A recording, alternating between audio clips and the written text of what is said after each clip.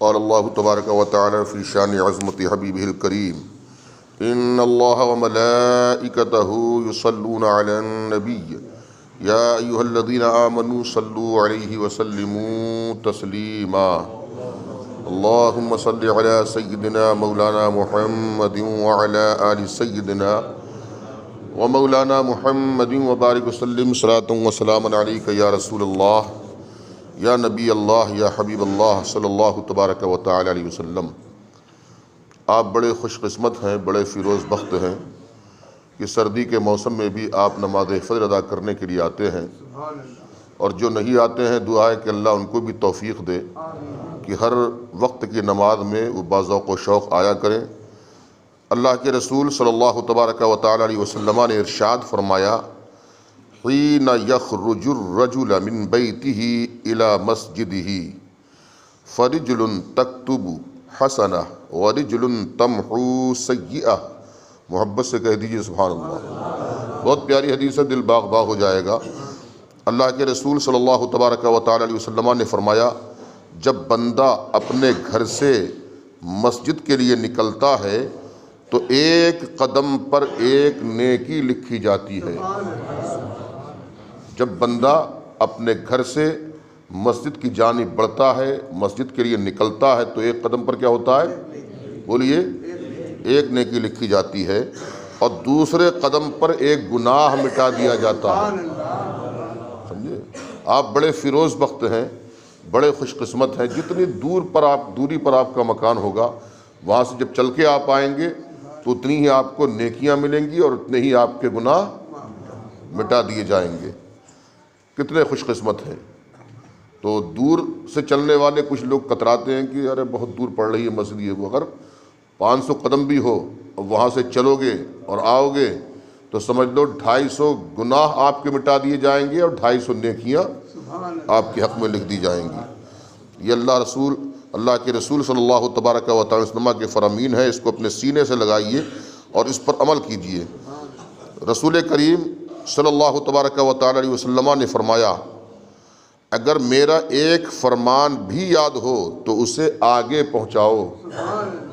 اگر میرا ایک فرمان بھی یاد ہو تو اسے آگے پہنچاؤ۔ اب آج جو حدیث ہم نے پڑھی مسجد میں جانے کی فضیلت کے تعلق سے، تو یہ دوسروں تک پہنچاؤ۔ اگر ہوٹلوں پہ بیٹھنے کا، شہراؤں پہ کھڑے ہو کر کے گپ شپ کرنے کا کی آپ کی عادت ہی ہے تو وہ نہ کر کے آپ یہ چیزیں پہنچاؤ۔ اے بھائی، یہ دنیا کی باتیں مت کرو۔ آج ہم نے حدیث پاک سنی ہے، رسول کریم صلی اللہ علیہ وسلم نے ارشاد فرمایا کہ جب بندہ اپنے گھر سے مسجد کی جانب بڑھتا ہے تو اس کو ایک نیکی لکھی جاتی ہے، ایک قدم پر ایک نیکی، اور جب دوسرا قدم بڑھاتا ہے تو کیا ہوتا ہے؟ تو گناہ مٹا دیا جاتا ہے۔ یہ باتیں اس سے کرو، اپنے نبی کے فرامین پہنچاؤ، کیونکہ نبی نے فرمایا اگر میرا ایک فرمان بھی، جیسے یہ حدیث ہم نے پڑھی اس سے پہلے، اگر میرا ایک فرمان بھی یاد ہو تو اسے آگے پہنچاؤ۔ سمجھے؟ رسول کریم صلی اللہ تبارک و تعالی وسلم نے فرمایا قال رسول اللہ صلی اللہ علیہ وسلم المؤذنون اطول اعناقا یوم القیامہ۔ مؤذن قیامت کے دن لمبی گردن والے ہوں گے عزت کی وجہ سے۔ ان کی گردنیں لمبی ہوں گی۔ کس وجہ سے؟ عزت کی وجہ سے۔ مؤذن کیونکہ وہ اللہ اور اس کے رسول کا نام لیتے تھے، اذانیں پڑھتے تھے، تو ان کی گردنیں لمبی ہوں گی۔ اللہ رب العزت ان کو عزت و احترام سے نوازے گا۔ آج اذان پڑھنے والوں کو لوگ بڑے ہلکے میں لیتے ہیں۔ اذان سے متعلق آپ نے سنا ہوگا، میرے نبی نے ارشاد فرمایا اگر لوگوں کو یہ معلوم ہو جائے کہ اذان پڑھنے میں کتنا بڑا ثواب ہے تو آپس میں کیا ہو؟ جھگڑا لڑائی کا لفظ خوب آتا زبان پر، آپس میں تلواریں چلیں۔ کیا ہو؟ تلواریں چلیں۔ تو میرے آقا نے اس کے ثواب کو، اذان کے ثواب کو خفیہ رکھا، مخفی رکھا، اور اس کو ظاہر نہیں کیا، بس اشارہ کر دیا۔ اب عقل مند اشارہ کافی است۔ سمجھے؟ ورنہ آج کا دور تو اتنا نازک ہے کہ اور چیزوں میں نہیں لڑے گا، لیکن اذان کا جب معاملہ آ جائے گا تو کچھ لوگ ایسے ہوتے ہیں کہ لڑنا شروع ہو جاتے ہیں، تو ایسا معلوم پڑتا ہے کہ جو سرکار کا فرمان ہے شاید اس پر یہ عمل کر رہے ہیں۔ سمجھے؟ اور ایسا بھی ہوتا ہے کہ کچھ لوگ اذان پڑھنے والوں کو، مؤذنوں کو بڑا ہلکے میں لیتا ہے، ارے یہ تو مؤذن صاحب ہیں، یہ تو مؤذن صاحب ہیں، ارے یہ تو اذان پڑھنے والے ہیں۔ اماموں کو، مؤذنوں کو، حافظوں کو، قاریوں کو، فاضلوں کو، مفتیوں کو، متقیوں کو، نیکوکاروں کو، اللہ والوں کو کبھی بھی ہلکے میں مت لینا، سمجھے؟ ان کا ادب و احترام بجا لانا، ان کی عزت و توقیر کرنا۔ ایک حافظ کا مقام آپ جانتے ہیں، اور میں تو یہ بھی حافظوں سے کہتا ہوں، جہاں دستار کے جلسے سے ہوتے ہیں اور حافظوں کی دستار ہوتی، میں کہتا ہوں بیٹا اب تم حافظ قرآن ہو گئے، اب قوم کی نظریں تمہارے اوپر زیادہ ہوں گی، سمجھے؟ ہاں، اس لیے حافظ بنو تو باعمل، عالم بنو تو باعمل، مؤذن ہو تو باعمل، مفتی ہو تو باعمل۔ باعمل بنو گے، قدم قدم پر اس کی برکتیں رہیں گی، آپ صحیح رہو، دنیا کچھ بھی کہتی رہے۔ میں تو آج بھی کہتا ہوں، اگر لوگوں نے اماموں پر جو بہت گہری نگاہ رکھتے ہیں، اور جو مؤذنوں پر، جو حافظوں پر، جو قاریوں پر، جو عالموں پر، جو مفتیوں پر گہری نگاہ رکھتے ہیں، یہ کیا کرتے ہیں، یہ کہاں جاتے ہیں، یہ کرتے کیا ہیں، اگر اس کی بجائے اپنے گھر والوں پر، اپنے گھر کے بچوں پر اتنی گہری نگاہ رکھی ہوتی تو آج گھر میں کوئی شرابی نہ ہوتا۔ اگر غلط کہتا ہوں تو مجھے بتاؤ۔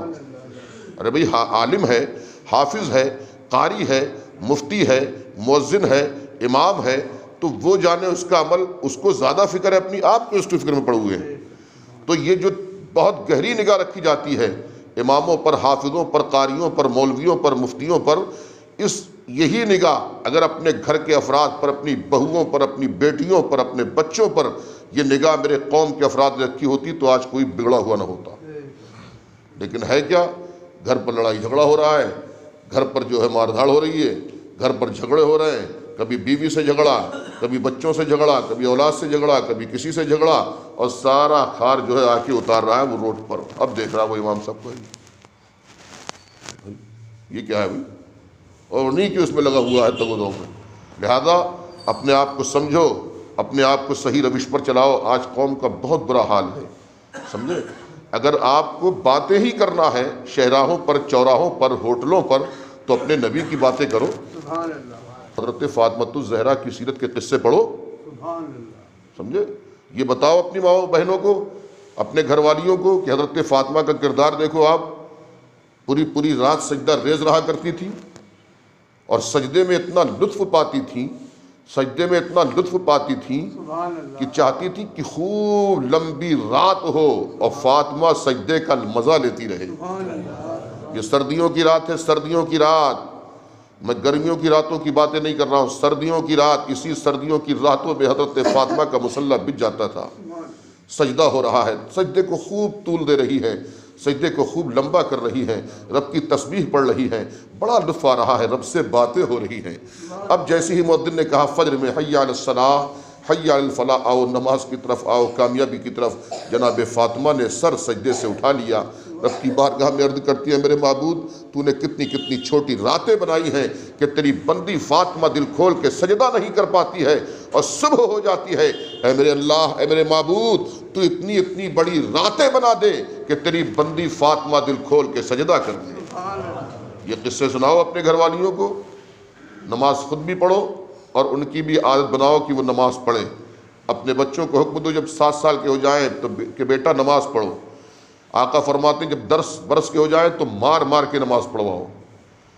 لیکن ہے کیا، وہی باپ اس حدیث پر عمل کر سکتا ہے جو خود نمازی ہو۔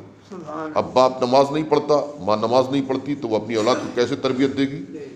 ہاں، جو نمازی ہے، جو غیر نمازی ہے، بس اللہ ہی جانتا ہے ان کا کیا حشر ہوگا، کیا عالم ہوگا، جو نمازیں نہیں پڑھتے۔ لیکن جو نمازیں پڑھتے ہیں ان کو تو چاہیے کہ اپنی اولاد کو تربیت دے۔ جو نمازیں نہیں پڑھتے وہ تو پڑھ ہی نہیں رہے، اللہ ان کو توفیق دے۔ لیکن جو نمازیں پڑھ رہے ہیں وہ تو اپنی اولاد کو تربیت دے، سمجھے؟ ماں سے نماز کے لیے کہنا کوئی برائی کی بات نہیں، باپ سے نماز کے لیے کہنا کوئی برائی کی بات نہیں، لیکن آج کی اولاد بس اللہ کی پناہ۔ ہاں، بے نمازی باپ کہہ بھی نہیں سکتا، کیونکہ اولاد آج کے دور میں ایسی منہ پھٹ ہو گئی ہے، بڑے بھاری آئے نماز کے لیے کہنے والے، خود تو نماز پڑھتے نہیں، خود تو نماز پڑھتے نہیں۔ خود مسجد میں جھانکتے تک نہیں، مجھ سے نماز پڑھنے کے لیے کہہ رہے ہو؟ لیکن اختر رضا قادری پوری ذمہ داری کے ساتھ کہتا ہے اگر تم نے 5 وقتہ نمازوں میں مسجد میں جانا شروع کر دیا اور جاتے جاتے ایک نگاہ اپنے لال کی طرف دیکھ لیا کہ بیٹا مسجد جا رہا ہوں، صرف اتنا کہہ دینا، بس جاتے رہنا آتے رہنا اس کی طرف دیکھتے رہنا، آپ کی نماز کا اتنا بڑا اثر پڑے گا کہ ایک دن وہ بھی نمازی بنتا ہوا نظر آئے گا۔ ماں اپنے گھر کی چوہدی میں، گھر کی دیوار میں مصلی لے کے بیٹھ جائے، سمجھے، نماز پڑھتی رہے، بس نماز پڑھتی رہے، ڈر لگ رہا ہے کہ بیٹی سے کہوں گی منہ پھٹے جواب دے گی، نماز پڑھتی رہے نماز پڑھتی رہے، میں یقین کلی کے ساتھ کہتا ہوں کہ ایک دن اس کی بیٹی بھی اس کے برابر میں مصلی لے کے کھڑی ہو جائے گی۔ اپنے گھروں کے ماحول کو صحیح کرو، آپس میں میل و محبت سے رہو، نمازوں کی پابندی کرو، جو نبی کے فرامین آپ تک ہم پہنچاتے ہیں وہ دوسروں تک پہنچاؤ، یہ آپ کی ذمہ داری بنتی ہے۔ امر بالمعروف و نہی عن المنکر، یعنی اچھائیوں کی طرف رغبت دلانا، اچھائیوں کا حکم دینا اور برائی سے روکنا، یہ ہر ایک مسلمان کا ملی فریضہ بنتا ہے۔ ہاں، جو آپ ہم سے سنتے ہیں وہ دوسروں تک پہنچائیں، انشاءاللہ قدم قدم پر آپ اس کی برکتیں لوٹیں گے۔ اللہ پاک مجھے اور آپ کو سب کو عمل کرنے کی توفیق عطا فرمائے۔ استغفر اللہ ربی من کل ذنب